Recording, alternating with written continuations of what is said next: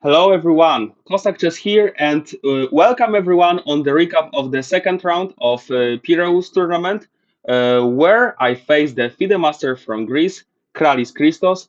And guys, what a game it was!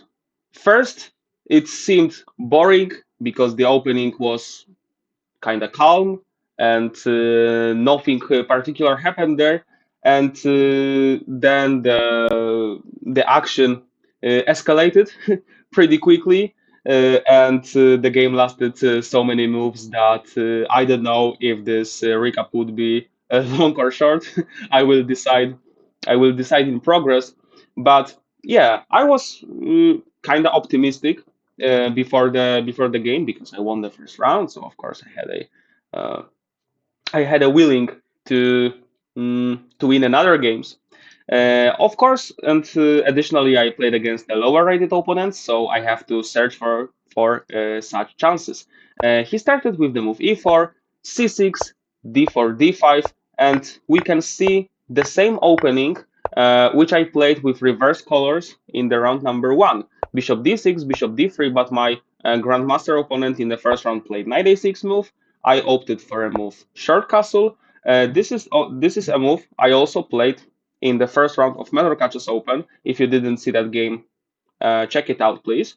In the above mentioned game, Queen c2 happened, but White opted for knight e2, and this is the move.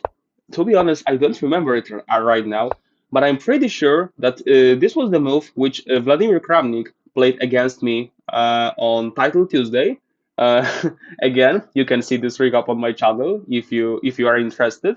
And in this game, I played knight f8, and after the move f4, with the f5 in the future, my knight is misplaced a little bit on f8.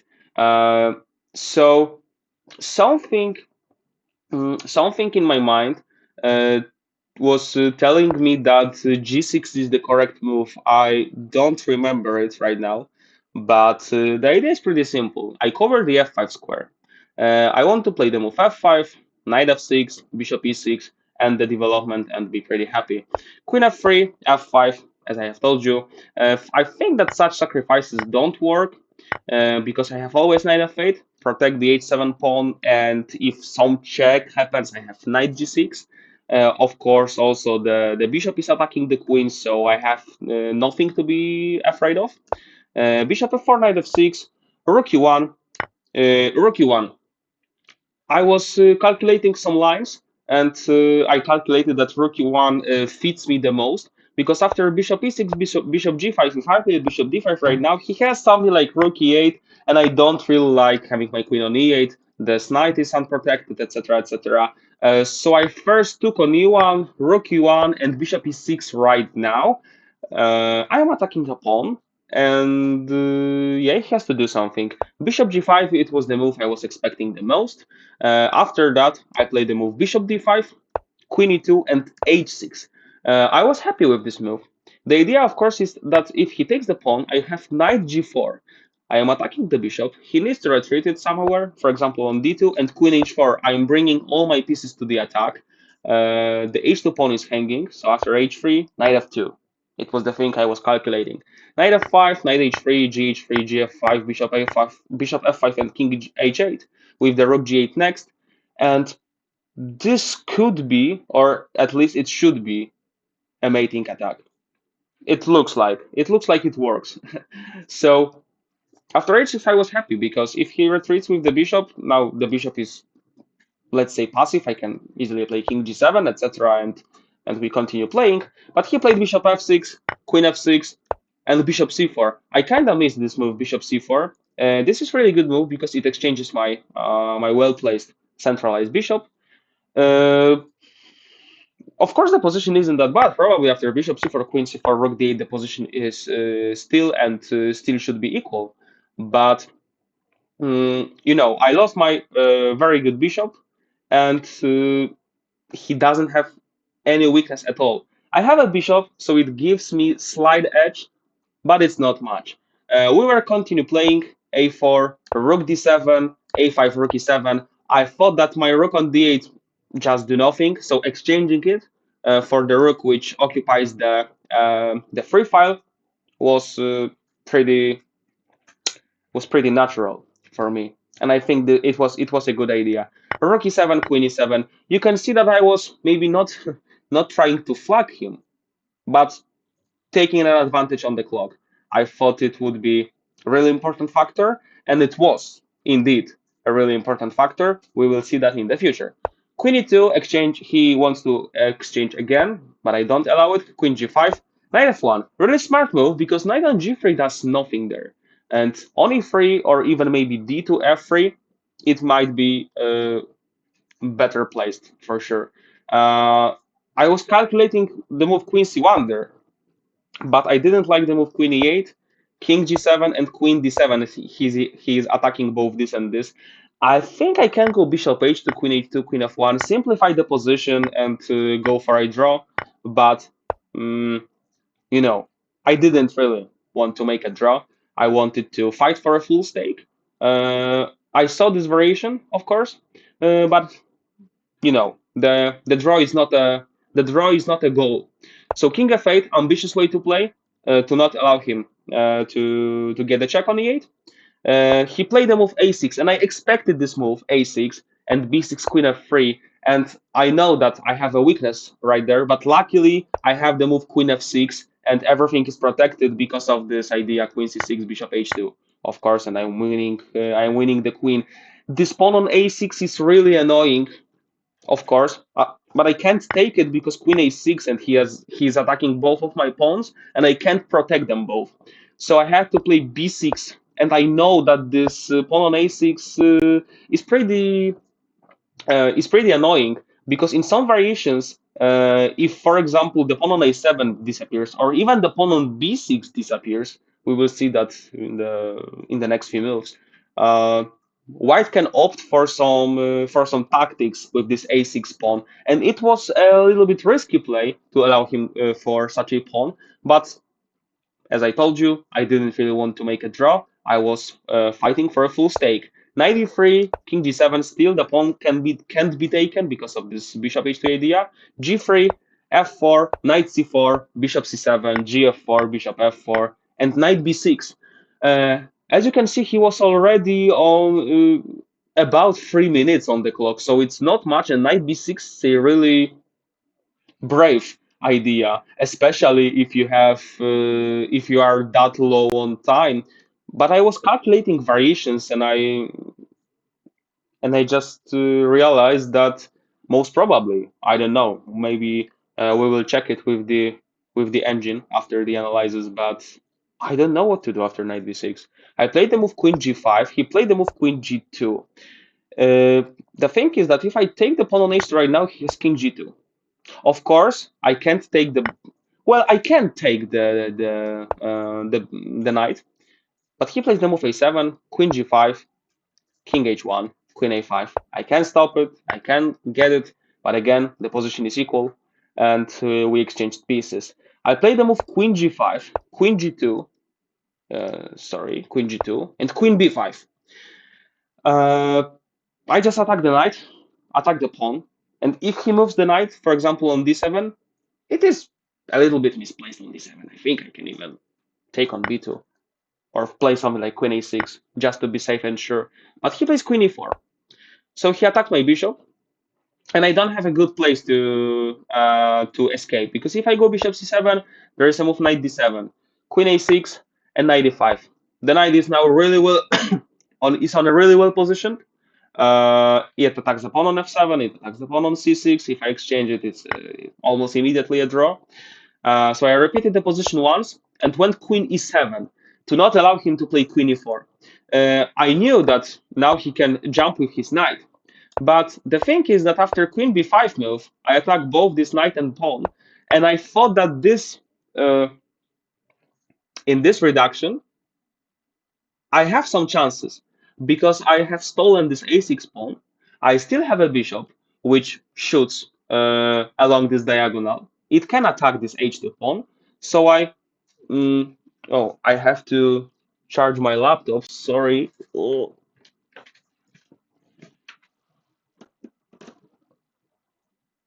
Oh. Give me a second.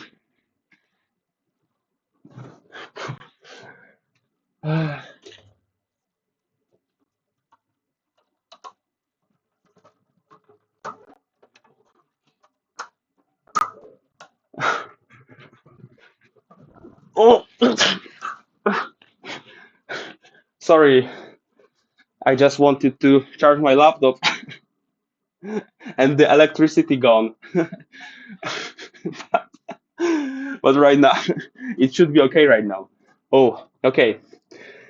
Oh, okay. A queen a6. So I thought that this is the best the best reduction because I take the pawn.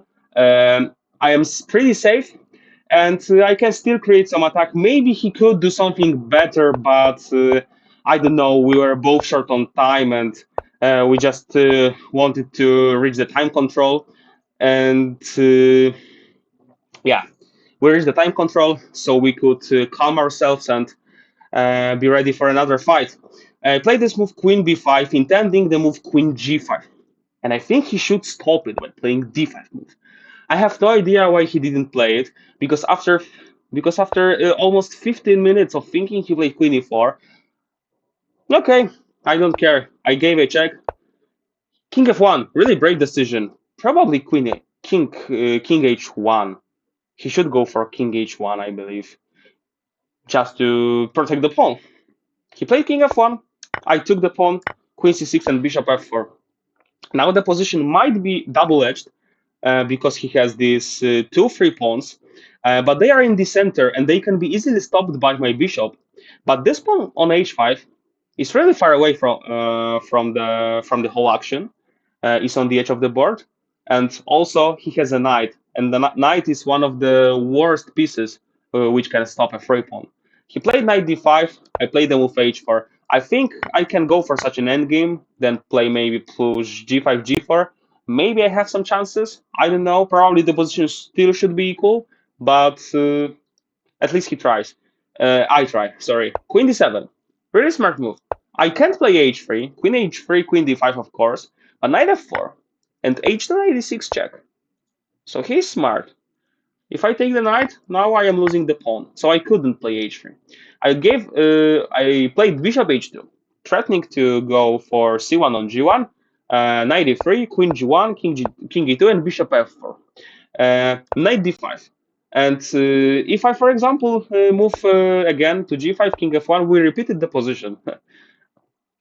But after knight d5, I spotted a nice idea. Probably it is from the practical side, knight d5 from the practical side is a losing move because it allows me for a nice trick. What he should do instead? I was thinking maybe of queen g4, but again, queen g4, knight g4, and f5. I am pushing all these pawns on the king side. And if he plays knight d5, let's say king f6, I can even bring my king to the center to stop his pawns. So I am optimistic going for this endgame. He played the move knight d5, and from the practical side, very good decision. Bishop g3. The thing is that if he takes the bishop, which happened in the game, he doesn't have any other option because if he doesn't take the bishop, I take the pawn on f2. So f takes g3 and not hg3 because knight d3 he controls the g2 square and he can give up the knight for the pawn. But I played the move queen g2, king d3, queen f1. I thought it might be accurate, but it doesn't really matter as I will show you pretty soon. King d2 and h3. Again, not hg3 because knight e3 and he controls the g2 square. With the pawn on h5, the knight can't really help going for my pawn's path. So h3 move. h2, h1 is the threat. He played the move queen d6, and yeah, during the game I was calculating knight d3. Queen f2, king d3, h2, queen d5, queen e1, queen e5. King h7 and queen d5, really important move. Really important move, queen d5. Because if he plays queen f6, I can't promote. I might even lose this game if I go ambitious. Knight g4, I get some checks. It might be really unpleasant. Uh, queen d5. Why is this so important? Because after queen f6, I get a check on b1. Then I'm checking on a2 and control the f7 square, and then go h1 queen. So after the move, so after 93, I thought I'm winning, but there is this move queen d5, and the thing is he's attacking the f7 pawn, but doesn't allow me to go for this queen b1 queen a2 idea. It's amazing, and probably it's a draw. I have to go for king g7 or h1 queen and allow him to give a perpetual. But he played queen d6. I played the queen f2 check, king d3, queen f5. Really important move because I don't allow him to give a checks on f6 and e5. King e2 and h2. And yeah, it is lost. But there was one variation I was calculating. What was that? What was that? No, because now he is lost there. There was some strange line, but I don't remember it right now. Yeah, king d1. He can maybe go to the first line.